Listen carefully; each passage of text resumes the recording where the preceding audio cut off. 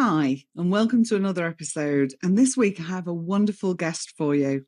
I met this delightful man, Chris Fraser, in New York back in 2019 when I was presenting at a compassion retreat. Chris is the owner of Positive Path Counselling in Dublin, Ohio, not Ireland. Chris has 29 years of experience and training in family therapy, acceptance and commitment therapy, and compassion focused therapy. Chris speaks on these topics locally, nationally, and internationally. Since 2004, Chris has performed as an adjunct instructor at the Ohio State University College of Social Work. In 2019, Chris and his wife Heather published the book Freedom: How Teens Can Use Mindful Compassion to Thrive in a Chaotic World and Grow a Purpose-Driven Life. And I hear they're currently working on a book tentatively called Compassion for NeuroMagnificence. And we're going to talk a little bit more about what neuromagnificent means in a little while. Most importantly for Chris, he loves spending time with his wonderful wife Heather and daughter Eva, hiking in nature, swimming in all water temperatures, not for me, watching his favourite soccer teams, and spending time online connecting with other amazing compassion-oriented therapists from around the world. Hi, Chris. Welcome to the podcast, and thank you so much for joining me. Hayley, thank you for having me.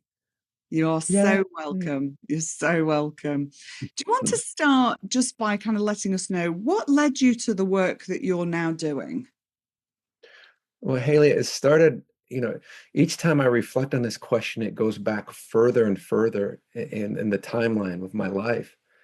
But acutely, there's a, what people don't know by looking at me is um, that I was a child that that realized that at a very young age, remember sitting in first grade, the very first grade, and counting, learning to do my maths, counting little bears and apples.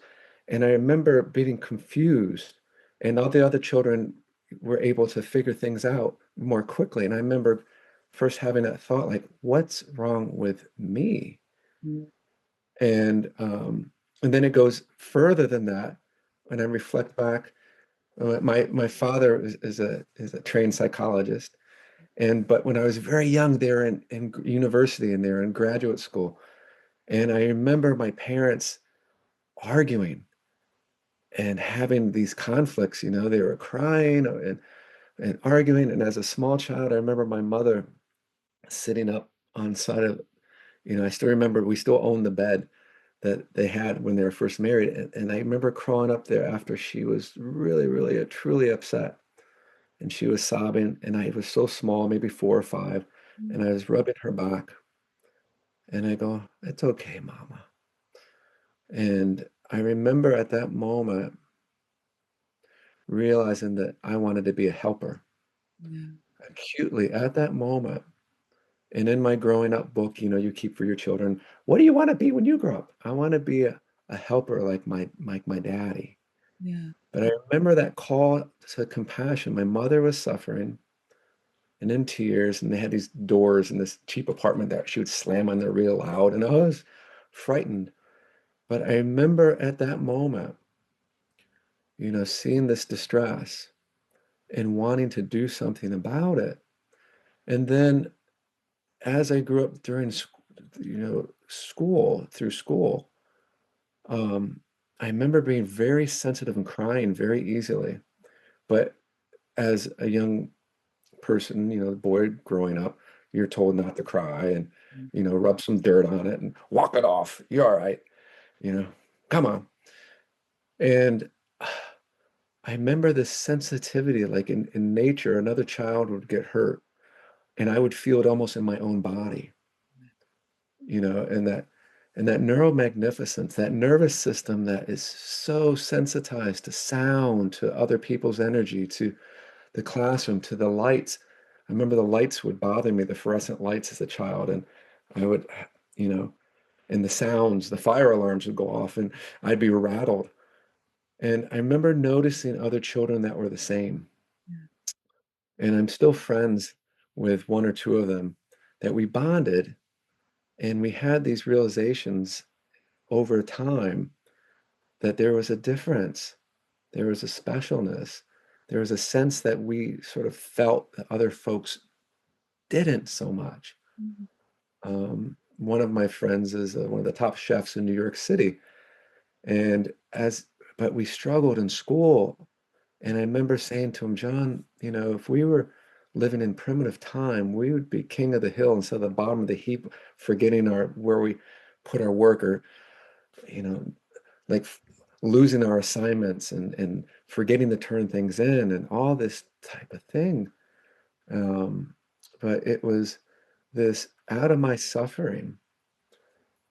I remember the resource room where the kids who were different used to go, and that was a safe place. And the compassion of Mrs. Essex, whose son also had the divergence kind of, I found out later, she was a safe haven for us.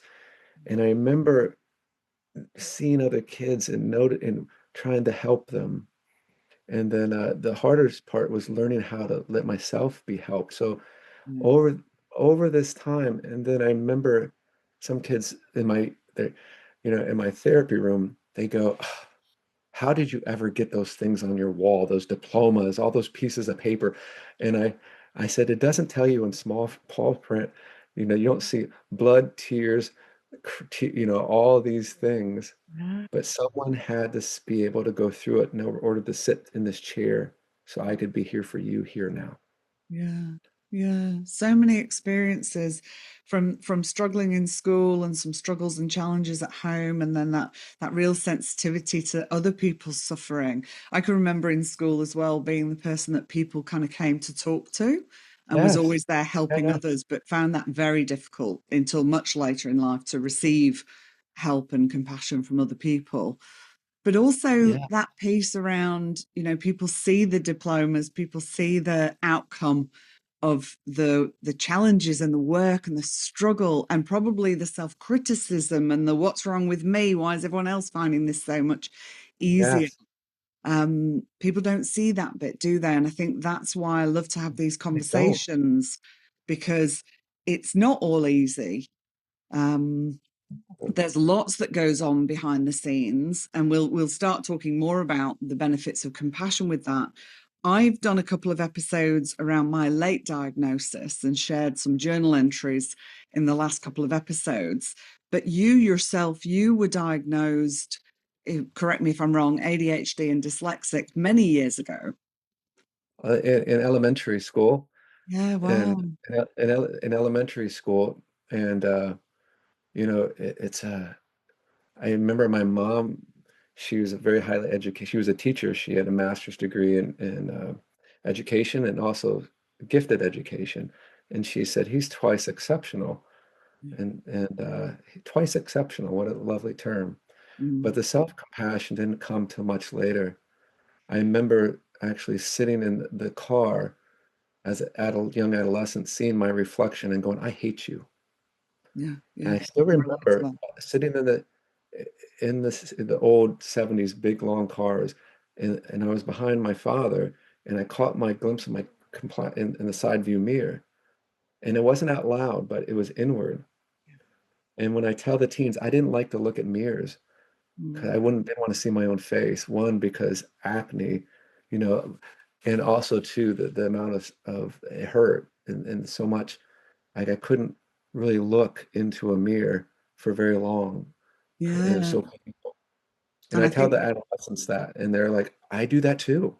Yeah, and I think You know, it's important for adults to hear it as well, because I'm yeah. no longer a psychologist, but in my time as a psychologist, I came across so many people that Oh had my that same gosh. Yeah. experience of not wanting to look in mirrors. But before we go on, the term twice exceptional, just for listeners who don't Oh, understand what right, that right. Who might means, not know that. just explain to them twice exceptional. Twice exceptional is being uh, having a very high, whether it's emotional, academic, having a really academically crisp, creative, amazing mind, but also having other exceptionality, such as dyslexia, ADHD, being an autistic person, ADHDer like myself, or any other neuro difference, Yeah. and but twice exceptional. Yeah. And so it's and just exceptional, like not nothing added or subtracted, but exceptional just as you are. And my mother would say that many of the children who were struggling behaviorally were actually twice exceptional. They were bored in the Yes. classroom. They were bored because and then they get labeled behavior, like, as a behavior problem, but they're really bored. They see beyond what the teacher's teaching. They see there's more than one right answer. Yeah. And and sometimes they won't show their work in the maths because they can do it in their head. And that you get a F, you get a failing. What? I can do it. You didn't show your work. And then they go, you're twice exceptional. Look how you have all these abilities and ways of seeing and being in the world. And so it's just it's a lovely term. I love it. And people might see it written as 2E as well. So twice Yeah, exceptional or 2E. And, I yeah, think it's so important to have these conversations because, as we're talking, I'm kind of reflecting back. I used to just zone out in the class because I was bored and yes. I'd daydream and I'd get in trouble for just daydreaming. Or I had very strong social Oh, yeah. justice. So I'd actually stand up to teachers who were bullying students and get kicked out of the classroom, which, you know, makes you look like you're being naughty. But for me, it's like, well, you're a grown up. You shouldn't be picking on this kid. Stop it. Um, so Yeah, there's you're making lots, them cry. You're like, yeah, stop it. You're making them see they're crying. yeah. I So remember. again, this sensitivity to suffering in others and it being Yeah. heightened often among neurodivergent people, right? Yes. So Yes. let's talk about this. You've coined this term neuromagnificence. You and I had a bit of a chat last week before jumping on the podcast today. And you mentioned that, and immediately I was like, oh my gosh, I love that. It's just fantastic. Can you explain this a bit more for us? Because one of the things I love is there is so much, and this is in no way to minimize the challenges and the negative impacts of having a brain that works differently. But what I think is lovely is when we can actually look at the things that have a positive impact, or we can just embrace ourselves in a way that we don't need to be fixed, we need to be understood. Yeah. And when you mentioned neuromagnificence, I was like, oh, I just love that. So can you explain a little bit more about that? It just hit me. I've heard other people use terms, neurospicy, but for me, it was just magnificent. Mm, And so we all have a nervous system, but many of us who are neuromagnificent have a nervous system that is really wired and amped and full of sensitivity and all this, but it's magnificent. It's nothing as we are, nothing added or taken away or subtracted, or now you have to be like this. mm. And I have a group of young adults, college students, and we call ourselves the Neuromagnificents.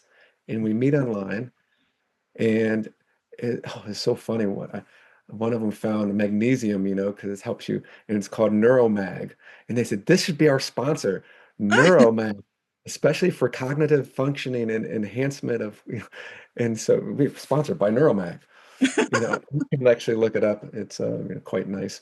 I Many just of say us do. this podcast is not sponsored by Neuromag. And this pod is not sponsored by NeuroMag. We are not promoting products and whatsoever. But it was just, and each of them, it hit them and it hit me as magnificent. And I mentioned it to another colleague who's really well known in this field, and they went immediately to, well, you have to be careful. And I go, I know there's a lot of grieving, especially in late diagnoses, but this embracing, this compassionate opening our arms to all of it. Yeah, And also into our journey of figuring out, because many of us, we're just trying to figure it out and cope. So sometimes we end up drinking or cutting on ourselves or doing these other things just to try to figure out, you know, how, who, and what. But we need all of us, not just these certain parts. It needs all of us, all of even the parts of us we think that is not necessarily like beautiful and amazing. Like I didn't even realize that I thought the podcast was tomorrow. And at that moment, I smiled and go, you're neuromagnificent, Chris. My hands went to my chest. I go, isn't this great? Spontaneity, baby. And you know, and I can do that. And that's magnificent. Another person will go, oh my gosh, you really should have checked the date. I'm magnificent as I am, and I can dance, baby. I in that moment bring care to myself, open it up, and here we are. Yeah. So that's a little bit of the neuromagnificent kind of I, where it came from, sort of the way I see it. yeah, I love that. And this isn't about minimizing the grief and the challenges. It's about accepting all of it, isn't it? It's about bringing Yes. compassion to yourself for all of the things and not feeling like we have to hide parts of ourselves away or change them so they fit better for other people. And, I spent a lot of my life Yeah. doing that. And my book, From Self Neglect to Self Compassion, kind of speaks to that. And it's this thing of really understanding who we are as human beings, what it means to be a human with a tricky mind. We'll coin Oh, Paul Gilbert's term there, the thank tricky you, Paul. mind, and understanding, our strengths and qualities and our challenges. And then how do we live a fulfilling life with all of that? And if there's things that are making it more challenging, when we bring compassion into our lives, certainly in my experience and the experience of people I've worked with, we can then reach out and receive the help and scaffolding and support we need for those areas that we find more difficult. And we can let ourselves shine in a way with the areas that are kind of, I won't say the most magnificent because it's all magnificent, but those areas that really are our strengths, we can let them shine and not feel like we've got to hide ourselves. I don't know if some of that is me. I'm 56 now. I'm in this era um, where staying small is just not on the menu for me anymore. I'm not interested. I'm not interested in this, you're a woman of a certain age, you should be invisible and start getting quiet. Now I'm like, baby, I'm about to get louder. So Yes. I'm going Yeah, to be more Haley. visible and I'm going to be louder. And some people won't like that, and that's okay. But it doesn't mean I need to shrink myself. I'm going to go in. Absolutely. Absolutely. So all for being neuromagnificent. I love Yeah. it. Yeah. And Haley, I'm 56 as well. That's And look right. at We are born at the same in the we're same. born the same Yeah, year. yeah, And my shoulders they're still used to be so rounded from hiding, from being small in the classroom. And so like the neuromagnificence, maybe many times, like with adults, we open up and we open up, we're opening up, not giving it to all part and like letting ourselves like embrace, shine, and knowing when we have that compassion, we can open it up and not, we can make contact with the sadness, yeah, but we yeah, can, in the difficulty, but we can shine because if we fall, we have the compassionate self and others to help us rise up again. And I like this here to begin again. And then very next moment with compassion, yeah, just like this little sign. And yeah. at that moment, and we don't, I've been so quiet. My high school classmates said, oh, you were so quiet. And it's not time to be quiet anymore. Whether you stutter, whether you switch something around with a dyslexic, you know, beautiful twist of words like Ringo Starr from the Beatles, it's like it's a hard day's night. He came in one and said that, and they thought it was grand. They said, "Oh, that's so great." And that's where it came from because he has these traits as well. Wow. He confused it all. He flipped it around. Oh man, how you doing, Ringo? Oh, it was a hard day's night, mate. I love it. And then there's the album. Yeah. So we're magnificent, and it's time, you know, with the over time, I tell people it's allowing to make space for all of it, and then letting those little pieces that have always been with you since your first breath. The first thing I do when anybody comes in, I go, I don't care about any other question but this. What do you love? Mm. What do you love? What you don't have to be good at it to love it. No. But and then if a partner's in there, a parent, I go, when you first held this little child, what were those things that made them beautiful? That you just noticed without this child ever being taught, that's just in them. Yeah. innate in them. And there's usually tears. And no matter what, and even with the most challenging folks, they usually say the theme is they have a good heart. Yeah. Even if the most difficult histories, they have a good heart. Mm. So we're neuro effing magnificent, for the right folks, it's like, yes. Um, Absolutely. So you had been diagnosed in elementary school or primary school, as we called it in the UK.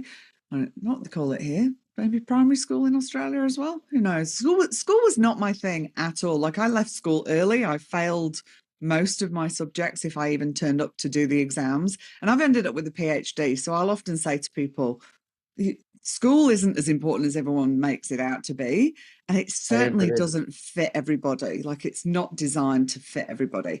So but you were diagnosed very early, and I guess in some ways a lot of the explosion of information has been around women and girls, and you're not a woman or a girl, but there has also been so much more information around the brain and what neurodivergence and what that means. So I'm curious as to what have you kind of continued, and do you continue to learn? And I do know the answer to that. Yeah, like eternally, Along always. the way, having sort of known this as a small child, right through to adulthood now, what have been the things that you kind of continue to learn about yourself? Because I know for me, I'm nearly 4 years, I'm about 3.5 years into my diagnosis, Yeah. Oh. and I'm still discovering so much and unmasking more and learning more and understanding more. So I'm curious to hear from you, what's your experience been like? Because not everybody listening will be late identified. Some people will have known this about themselves for a long time. So it was in the 1970s here in the Mm, States, it was just, you know, there wasn't a lot of understanding. mm, There wasn't really a lot of understanding, and you'd get accommodations in school a little bit, but there was always the message, you just have to try harder, wow, yeah. and then it was internalized, I just have to try harder. And there's my mother kept a letter that I wrote in the eighth grade, and it's about 12 years old in eighth grade. And it was after, I was sent to a parochial school, a Catholic school, because I needed more structure. Mm, And I was a caged animal. I was just such an active kid, very sensitive and quiet, but so distractible. mm, And the principal came in the first term and said, Chris and Robert, out into the hall. We go out into the hall. We're out there for 15 minutes. And we come back in, and everybody's looking at us. And I sit next to my classmate and I go, why, what did they say? What did the principal say to you? Oh, she was congratulating us for working so hard and getting good grades and really putting effort in this term. And I was so heartbroken and just ashamed that the next day I skipped school and my mother caught me. And I must have wrote a letter. And I wasn't really at that time very spiritual or religious, but I said, Dear God, I can almost remember it.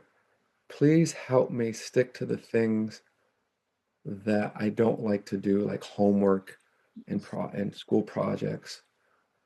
And I'm really angry at my school. And this is the kicker.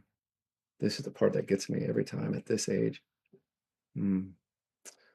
But the person that I really should be ashamed of is myself. oh, Do you hear that punishment? At that age, not blaming the school or the system that wasn't meeting my needs, but turning in on myself. And I have that. My mom, it's in my writing, And my mother said to me, I found years later, I said, do you remember when I said, she goes, but do you remember what you said when we talked to the teacher? I said, well, I guess everyone has, the principal. I said, I guess, Mom, everybody has a bad day sometime. I had compassion for even her, but not for myself. Yeah. I had not been introduced to that concept or that ability to turn it towards yourself. Um, you know, that just that journey of that transformation of that harsh inner world that helped me hold on, and I was just, I would go back to the woods where I felt safe. Nature was my refuge. Yeah. And I would cry in the old milk truck that was rusted out back there. And I felt safe. And, my dog, I would talk to my dog. Dogs never judge, like, oh, it's so hard. And over time, I've felt that I've learned to nurture that little part of myself that still sort of exists, but care for it and learn different layers and layers of how to nurture that part. And really, it's not your fault. Yeah. And finding each year goes by, and I go, that was a big job for a young person, like, wow, oh my gosh, how did you, oof. And wanting to be, in the States, they started putting everybody on medication, Yeah. on Ritalin or methylphenidate. And I got into mindfulness work um, by accident, really. Like you, I was in school and I would disassociate to get, and I realized now that's what I was doing because I was so bored. I could purposely get myself to this, and I thought it was a little experiment, but I was, I learned that I was keeping myself from the boredom and protecting myself, and I could do it purposely. I remember I could look at the ugly tiles, and if you looked at the ugly tiles with the lights, it would flicker, and it would sort of get you into a stupor, of sort of immobilized, sort of like blah, and then it would protect. And I realized I was protecting my Yeah. nervous system. And I would purposely go to the bathroom where those checkers floor tiles were to cope. And I see, oh, that's what didn't even know your little body was just, and then, running into the the work. I remember, gosh, what was my first? I think my first, oh, it was Journey of Awakening by Ram Dass, Richard Alpert, you know, and uh, and then gosh, Jack Cornfield, Thich Nhat Hanh, Yeah. um, and then Sharon Salzberg. Some of the messages of, oh, your compassion's incomplete Yeah. if it doesn't include you, because I would save ants and bugs, and my dad would be trying to kill a bug in the house, and I'd catch it and say no. But how did that? So over time, and then like even these things show up, we can't help it. It still shows up, like you forget something, and that layer of like, and there's less dread and more. You're okay. Yeah. Look what you're doing. You're talking on a podcast with Hayley Quinn and saying something, and it doesn't matter that you confuse the times. You're doing this, Yeah. and Yeah. wow, you don't have to kick yourself in the. I call it the crap stick. You don't have to hit yourself with a self inner critic. You can pick up compassion. You don't have to. I call it the shit stick, because each time you hit yourself, you get covered with a little shit. Yeah. We get so used to doing it Yeah. and we don't need to do that to motivate or to change. Yeah.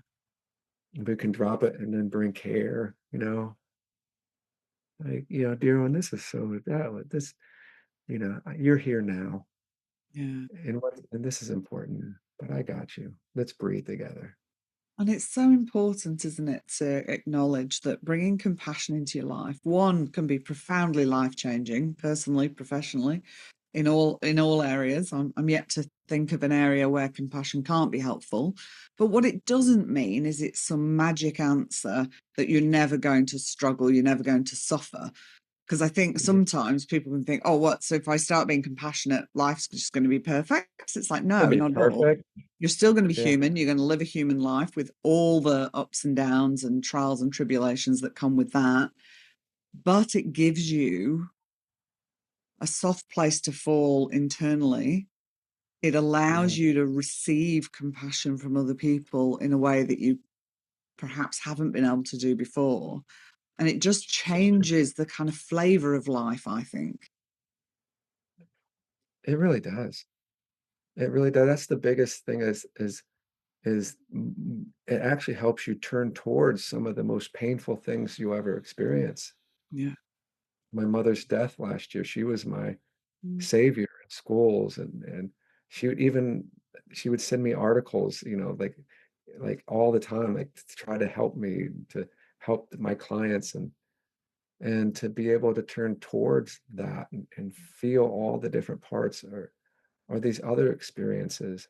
mm, um, or even when you don't feel that you tell yourself you're not assessing, you're not doing this well, but yeah, being able to care or do really difficult things, yeah, to really apologize when you've hurt people.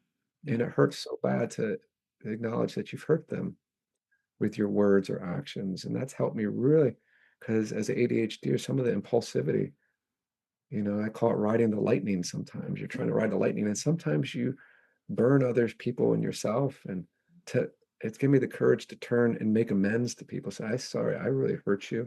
That mm, wasn't my intention. And I'm working on it. yeah, Now, I'm not just apologizing, but I want you to know I am working on this. yeah, And that's been newer, because the shame would show up and you just not say anything, but to turn back and make amends and then say, I'm not just apologizing. I want you to know this is what I'm working on this. yeah. And I love that, Yeah. mentioning the shame, because I think when compassion isn't a part of your life, the shame can be so much greater, can't it? I know I carried a lot of shame throughout my life, and bringing Same. compassion into my life and cultivating this really compassionate relationship, which I sometimes just giggle because I think, oh my gosh, the relationship I had with myself, which was so hostile and so toxic and really heartbreaking when I look back, is now such a beautiful relationship where my default is, you were talking about hands on your heart before. My default is kind of hand on heart. And it's like, it's okay, darling, you're doing your best. Like, what's the next step we need to think about? What do we need to Mm, resource so that we can do what we need? It's just this tone of voice and the words that I say to myself and the grace I give myself and the willingness to fully live and just be myself. And having had my late diagnosis, whilst it's had its challenges, and to this day I still have moments of grief with that and frustration, but it's also really allowing me to be fully Hayley. And I think that's what I've wanted my whole life, is just to be fully Hayley. And some yes. people will like the Hayley version that is, and some people won't, and that's okay, because I don't actually like everybody either. don't That's think any true. I don't think any of us like everybody we come Nobody. across. So it's okay Yeah. for people not to like me. And I think Yeah. when we are fully ourselves, as much as we can be in any moment, knowing that we only have to share the parts of ourselves that we choose to with the different people in our lives, we Yeah. start to attract different people in our lives. That's been my experience and the experience of many people I've spoken with. And it's just so, oh, it just makes me want to breathe out. It makes my shoulders drop. I want to breathe out. I just feel more relaxed in my nervous system. I'm Yeah. I'm so grateful, and I've said this many times and will always be forever grateful to Professor Paul Gilbert for his Yeah. development of compassion focused therapy and my opportunity to learn that and embody that and work with so many people with that. Because the impact on myself and my life has been phenomenal, as it has for you, right? And when I met Paul, I told him, I said, I've listened to your meditations so much. You're like an old English uncle. And he gave me such a warm hug. Yeah. And I teared up during one of his practices. And he said, I saw you were doing really great work. I noticed that. And his awareness of my suffering, and, just the gratitude. And, it's interesting. You know, that warmth, those bright blue eyes. There's more than just his literature, but his way of being. Yeah. And he's fully human as well, and he lets you know it, which is beautiful Yeah. because he's, my term, we know we're all flawed and we're awesome, so we're flawsome, Yeah. just as we are, Flawsome beautifully. and magnificent. Neuromagnificent. Awesome and neuromagnificent. Yeah, as we are, Yeah. just as we are. Yeah. And I Mm. think, you and I have both been very privileged to be able to do a lot of this work and the learning and the embodying and the practice of and teaching other people. And it's I can feel the joy for both of us when we say those things. But I know for many people who are new to this and starting this, that can feel a bit like, oh, I could never Like, no, I own could that never. like that. I could never feel like How that. do they do that? That actually activates their threat system and feels really challenging. What would be Yeah. some of the things you would say to people in terms of some small practices to start this work? Yeah, I think one of the smallest practices is just to be just awareness, Mm, just that basic awareness mm, in itself, and starting just with basically noticing practices. yeah, It's like such as a simple thing, especially for us neuromagnificent. I was our all right. I had a woman from New England. And she said a term I had never heard. She was a 60-year-old. She said, "Give me permission. You can share what you want about me. I won't say her name." But years ago, and she said, "Chris, what we really are is like we're like a fart in a skillet. We're all over the place." Pss, pss, pss, pss. And I say, "Well, where are you?"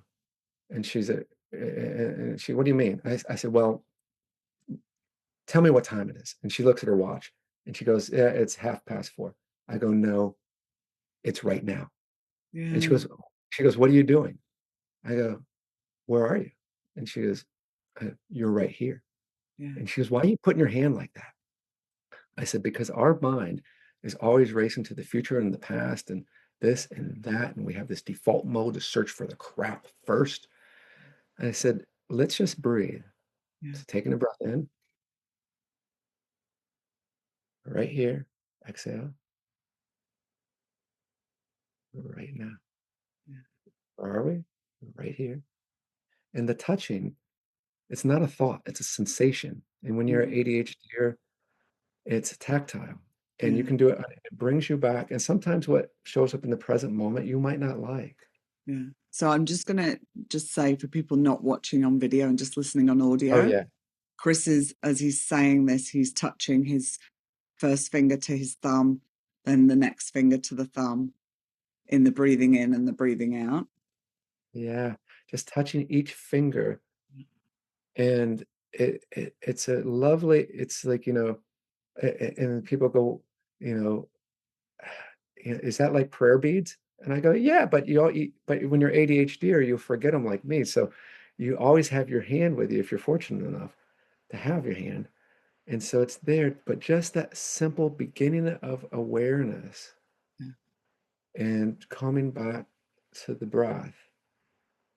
And it's just, just that noticing.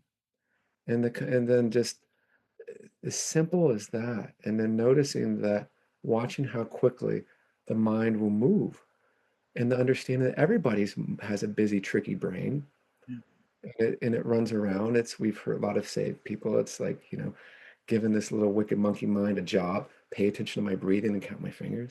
yeah, And it's not avoidance. It's not like I'm trying to numb out and make all the bad things go away. It's really, and we know there's the research, 47% of the time, the human brain is elsewhere. yeah, And where does life happen? Right here. yeah, What time is it always? The pyramids were built in that now. yeah, And just that very beginning. And then you don't scream at the monkey mind, "Don't you pay attention better?" 'Cause, I have a TED talk called Paying Attention. No one ever taught me how to pay attention. They put me in in separate rooms. They put petitions up, but nobody said, this is how you pay attention. Mm. So really starting it was simple. And, sometimes, bringing compassion in is as simple as doing this, taking your hand, for those who are not here, and then placing it on your belly Yeah. and breathing in, but tapping your belly with each breath. Right here, right now. Yeah. And then a little loving kindness. May I accept myself just as I am, even if it takes a long time. Yeah. Yeah. Absolutely. Exhaling and having your own, because once you look in there, you see, man, I love the statement, the mind's a bad neighborhood. Don't go in there alone. If you can do mindfulness and awareness and compassion work with a friend or a trusted person who is stable enough Yeah. and who is, patient and compassionate enough, not perfect, Yeah. hey, we're stronger together. So those are some of my riffing Yeah. to Thank start. you so Mhm. much.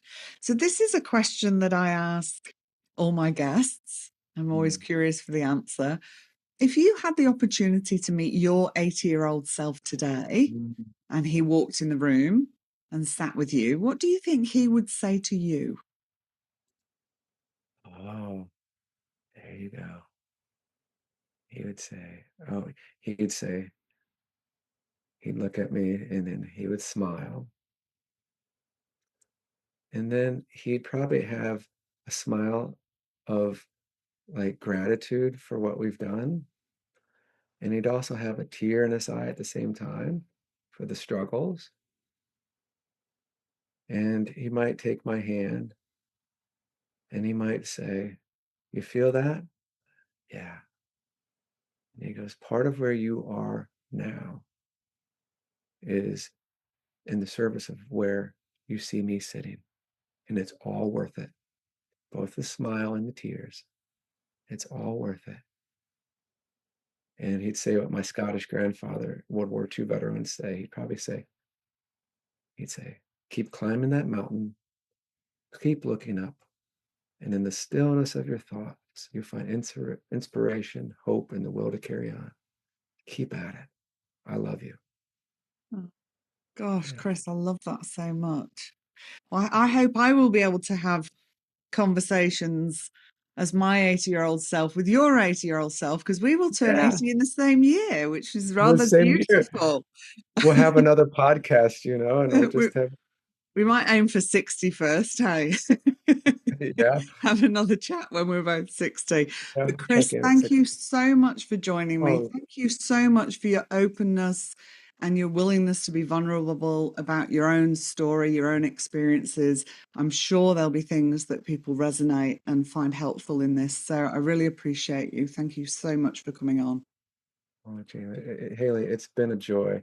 And thank you for giving this little boy a voice to speak some of these things that have been like secretly held in for years and years. So I can't thank you enough. It's been wonderful. You are so welcome. And thank you for tuning in. And we'll be back with another episode in a fortnight's time. In the meantime, go well and go gently with yourselves. Bye.